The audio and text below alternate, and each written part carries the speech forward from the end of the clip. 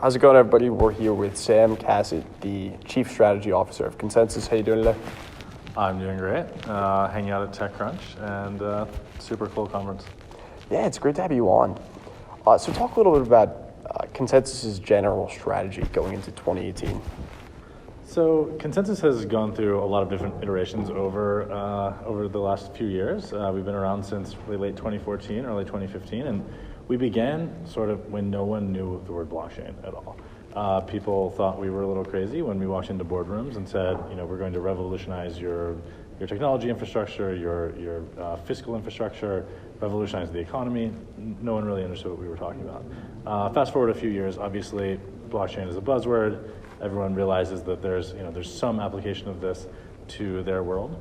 But when we started, we had to really do everything. It was a little bit like 1991, and we knew that the internet, or we knew that the web would be something interesting, just like we knew that blockchain would be something interesting, but there was no infrastructure. So, in 1991, there was no browser, there was no web server, there was certainly no DevOps infrastructure. So, we set out to really build an entire ecosystem at once, and that necessitated building our business model as being a venture studio.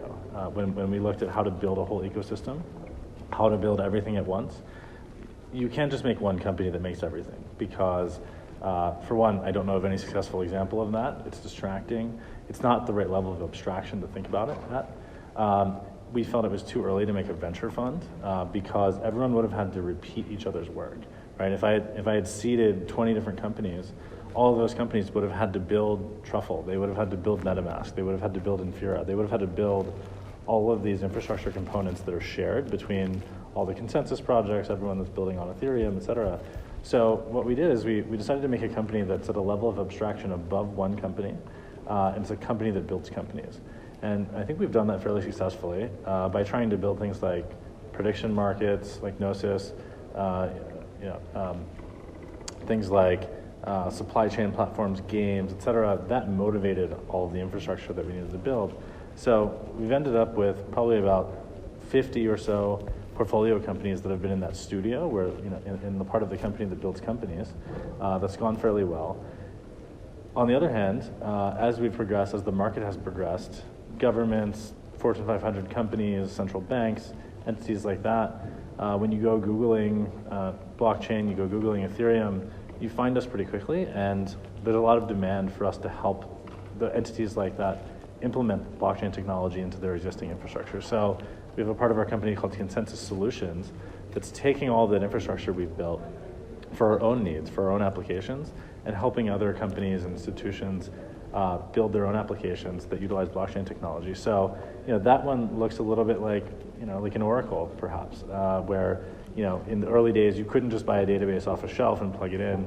You can't buy an IBM mainframe off a shelf and plug it in. You need a solution designed around it.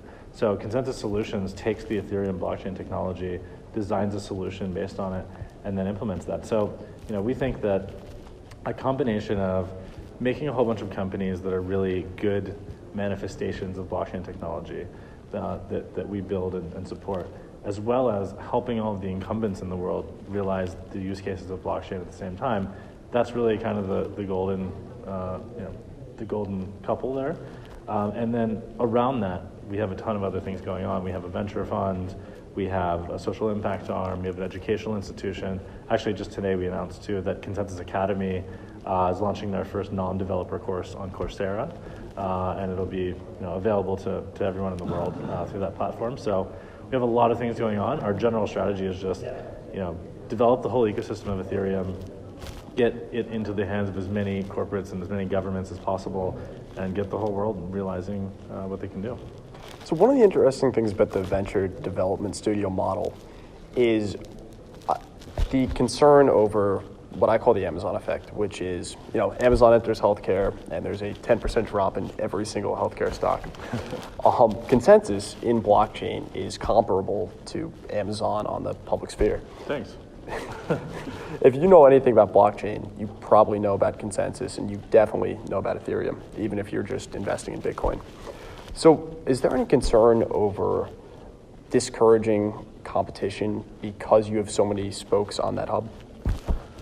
It's an interesting question. I don't think so. I think In the very beginning, definitely not, because there was, there was nothing, and we wanted to make it move faster. So I think certainly there's always competition in any market. I don't think the market would have developed as quickly had we not put out things like Infura and Truffle and MetaMask that everyone else uses. So, maybe there's I'm not sure I necessarily believe that we scare anyone into not entering the market. I hope not. But, even if that does happen, there are a whole bunch of companies that wouldn't exist if it weren't for those tools and the ecosystem building that we've done. So I think net positive, we have a good effect on the market. I hope we don't scare anyone, and entrepreneurship, I've heard people describe as jumping off a cliff and building the airplane on the way down, and people like that I don't think get scared of people in general, so I hope not. Yeah, that's an interesting answer. And speaking about that, what are some interesting companies you've seen come out of the Ethereum ecosystem, but not necessarily related to ConsenSys? Or maybe you guys just did an investment? That's an interesting question. I think Loom Network is a really interesting project. So Loom is a way to basically take DPoS, which is the technology used in some other blockchains that Ethereum rejected because it doesn't have the right security characteristics for us and for what we think is a layer one solution. But what they did is they took the base Ethereum and they added a delegated proof of stake on top of it and a framework for adding other consensus mechanisms on top of it that then settle into the base, what you think of as normal Ethereum. So, and those top layer protocols can go much faster, right? If I want thousands of transactions per second because I'm running a game or I'm running a social network or something, I probably don't want to run every single like or click on my social network through the base Ethereum layer because it's expensive and it's too slow. So what I might want to do is build another layer, and then if there's a problem in that fast layer, I can settle that problem on the base Ethereum layer. If that makes sense. Loom Network is doing that and providing a framework for doing that. I think they're a really cool company. I also think a lot of the state channels work that's happening right now. Companies like Funfair Tech, for instance, are doing a lot of really interesting work in that and really advancing the ecosystem. So I think we want to support companies like that are working to promote the whole ecosystem. And I think those are some really great examples. So like Loom, right, they're an off-chain scaling provider. Is that something you see is going to be needed 10, 15 years down the line, or do you see that moving back on chain as you guys implement proof of stake and sharding? I think both. I think it's needed right now. Proof of stake and sharding, I think, will bring us, an order of magnitude or two higher than we are right now. If we're at tens of transactions per second, that could bring us to hundreds or thousands of transactions per second, which I think is good enough for some applications. It's certainly good enough for a layer one, especially of a bunch of financial applications. It's not fast enough to run Facebook on. You're going to need something else that has different security characteristics. At the same time, sending $1 billion has much different trust needs and much different protocol requirements than a like on Facebook, right? So I think it's a waste and it's too slow to use the base layer of Ethereum for a like. So I think just architecturally, it makes sense to make another layer or multiple layers, like in Plasma, for instance, that can be much faster and cheaper and more appropriate to the application. I think that's happening right now, and we need it right now. So let's dig into that a little bit. Do you ever see a like on Facebook being an appropriate use case for on-chain Ethereum? Depends on what you mean by on-chain. On a chain data structure of some sort, maybe. Probably not on layer one Ethereum, though. Got it. So that'd be something more for a directed acyclic graph that writes to.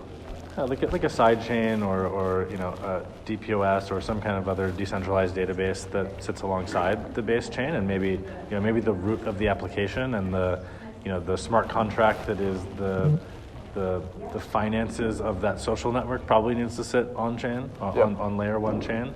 But the like is probably, it's not as important. It doesn't need, $1 billion security. It can be somewhere else that needs less security, I think. So that's another interesting point.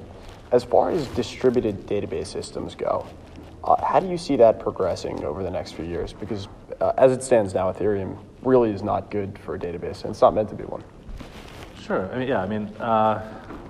Ethereum is not meant to be storing large pieces of data, right? It's meant to be storing things that need a lot of trust, right? It's meant to be, Sam had $1 million and now John has $1 million, right? That kind of thing that normally we need lawyers and court systems and police to execute in our society, in our economy. That's the thing that the Ethereum base layer makes cheaper and better and faster. It is not storing the entire, DVD library in my, bedroom or whatever, right? That's a waste of that high trust resource. I wouldn't take a lawyer and have a notary notarize the data of my DVD collection or something, right? That's a waste of that high trust infrastructure. So, we have other infrastructure like IPFS, for instance. There are messaging protocols like Swarm that are coming out. There are a whole bunch of complementary technologies, many of which are designed to store large amounts of binary data, like video data or pictures or large bodies of text or what have you. I think there'll be a plethora of those. We use IPFS for a lot of the work that we do in that domain. And I also think there are other decentralized database technologies coming up that will be useful for different aspects. Yeah, so can you talk through what IPFS is a little bit? Sure. So IPFS stands for the Interplanetary File System. This is a decentralized, basically binary storage mechanism that is content addressable. So what that means is, say I want a movie, I can take the entire movie, I can do what's called hash it, which is one of the main functionality that underlies blockchain. I hash it, so I can turn that entire movie into a small string, maybe it's this long on the screen, and that is sort of the name of the movie on the network, and it also is the way that I find that movie on the network, right? So if I were to, say, want to find, what's a movie that came out recently? I don't know, Jurassic Park, right? If I want to find Jurassic Park, I would look up in a list somewhere the hash of Jurassic Park. I would submit that to the network. A decentralized protocol would go find a whole bunch of copies that are stored all over the world of that particular binary, that particular blob of data, and it would find it and deliver it to me. Right now, volunteers all over the world, or people that want to store that data for the rest of the network, are doing that. So if I have a business and my business depends upon me hosting data, just like if I have a website and my website depends upon me hosting data, I would have a server and store that data. On IPFS, it's a different way to find that data. So someone could host that, a lot of people would copy that data. So you end up with a decentralized set of copies of that data all over the world. Instead of one server hosting the movie or the website data, 1,000 servers might host it. Eventually, there will be a layer on top of that called filecoin, which actually incentivizes people to store all of that data all over the world. So it's a little bit like mining. By hosting that data, they get a little bit of reward of filecoin. And what you end up with is essentially like a decentralized data center that stores all this data using people's hard drives all over the world instead of using centralized servers. The non-incentivized version is called IPFS. The incentivized version is called filecoin. And both of those are really interesting technologies, and we use them in some of our architectures. And I guess the other interesting thing you could do there, you and I both download the Ethereum white paper to our laptops. We upload it to Google Drive. They're storing 2 copies, right? So if you guys built a retail-facing application, you and I would be storing or referencing the same object. Yeah, exactly. Content addressable is a very interesting property of it. And how is the database lookups done there, right? Because we're talking about potentially hundreds of thousands of files. It's been a while since I've delved into the guts of IPFS's engineering, but essentially it's a search across the network, right? I mean, all of these nodes store all this data. There's some registry that's decentralized of where everything is, and a message gets sent out like a beacon looking for the data. Eventually, the data gets sent back after that beacon was sent out, essentially. So that's actually a really interesting point. I mean, so ConsenSys has 50 projects? About 50, a little under 50 portfolio companies in our venture studio. In total, we have a lot of projects, but yeah, about 50 things in various in development in our venture studio. Then you have the consulting arm, a dozen other things.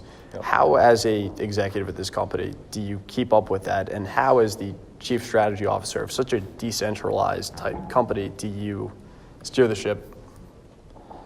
Well, ConsenSys is a really unusual organization, right? So we're decentralized, and what that means is different in different contexts. But in a sense, when I make a decision or if I think something is a good idea, it doesn't necessarily mean I can tell someone to do it, right? We're more about the wisdom of the crowds. We're more about crowdsourcing. We're more about reaching consensus, which happens to be part of our moniker. So really, we have a lot of really brilliant people that work for us, and when we want something to happen, it usually results in a discussion, right? If I think something is a good idea or I think something needs to happen, then usually the way that we make that happen is we get a whole bunch of interested stakeholders and parties together, all of which are probably pretty smart people, and we have a discussion about it and reach a consensus on what to do, and then that kind of filters throughout the organization and how that happens. It's a very large organization. We have a lot of company-wide meetings. We have a lot of communication. We have Slack with an extremely large amount of information. We have a couple meetings that are for the whole company every 2 weeks and every 3 weeks. So if you want to, you can kind of know everything that's going on. We have an event probably almost every day around the world. So just having really high touch, really large amounts of communication, and really open dialogue is, I think, the best way to surface the wisdom of the really smart crowd that is within ConsenSys. So it's a little different than a normal company, but I think it also it allows us to surface more information, and it allows us to move really in the sort of spirit of what we're doing, which is building revolutionary technology that changes the world. And if we didn't try to do something different, we would be charlatans, I think. So we're trying to walk the walk and make our whole company an experiment. And it's been a pretty successful one so far, I think. Cool. So just out of curiosity, I'm trying to understand, how the company's governed, how it works. Let's say your consulting arm has a giant client that wants to use filecoin. And at this point, filecoin is decentralized, and you need to make a pretty big architectural change there. That means that you need to have the consensus of the community, the miners, and all these different stakeholders. How do you go about communicating that, working with the developers and all the different stakeholders to achieve consensus and move forward at a pace that a enterprise-type client would be used to from, like, an Oracle? Well, I think you have to differentiate. There are two different things going on there, right? There's the public Ethereum network, and which would have filecoin running on it and be a completely decentralized architecture. And then there are private implementations of Ethereum and private blockchains, or semi-private, like consortium blockchains, where maybe several companies share those projects and that infrastructure. If it's something where it's a private context, and maybe there are 10 banks sharing it, or there are 10 oil and gas companies sharing it, or something, it's pretty easy for us to modify anything we want and just push that project forward and do whatever we want. I don't think the market is quite there yet, where these big corporates and big governments, at least for the most part, are putting their projects on public Ethereum infrastructure. I think we will get there, and I think we'll get to a point, just like we are right now with the normal technology market, where the market will demand certain functionality of the Ethereum blockchain ecosystem. Players will then utilize that, those participants and that technology available in the market to build what they want, and those things will meet each other. But right now, I wouldn't say, we wouldn't try to go, cram something into the market that it wasn't ready for. But in the private implementations, we can do whatever we want. Cool. So as far as distributed ledger technology, what do you think is the most compelling use case at the moment, whether you guys are working on something there or not? The most compelling use case. Well, I think the obvious use case, the obvious killer app that has already been the killer app is tokenization. We've already disrupted the venture capital industry. We've already changed the face of how startups grow and fund and capitalize themselves. So that's a pretty killer app. I think security tokenization, like Meridio, whose shirt I'm wearing, I think is a really great application. I think we have yet to see even the very beginning of how much innovation will come in the financial sphere from the fact that a software object with programmable properties can also be a financial product and a security, and the legal framework around that will support that behavior. I think we're one step down a long road of that, and there's tremendous innovation there.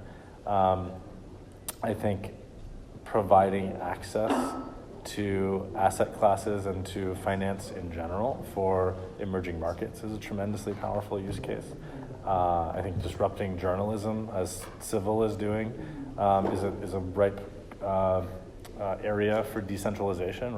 Right now, we're seeing the battle play out between centralized forces of our government and Facebook and Google and Twitter. We had Jack and Cheryl in Congress yesterday testifying about whether and how their companies should censor and change the news or fake news or whatever. Our society is at a moment where decentralization might make more sense than centralization on those fronts, and we're grappling with that right now. I think that's a really ripe area. There are a lot of them. And ConsenSys is certainly working on tackling them all. So I'd really like to thank you for coming on, and it was awesome talking to you. Thank you. Really cool to meet you. Thank you.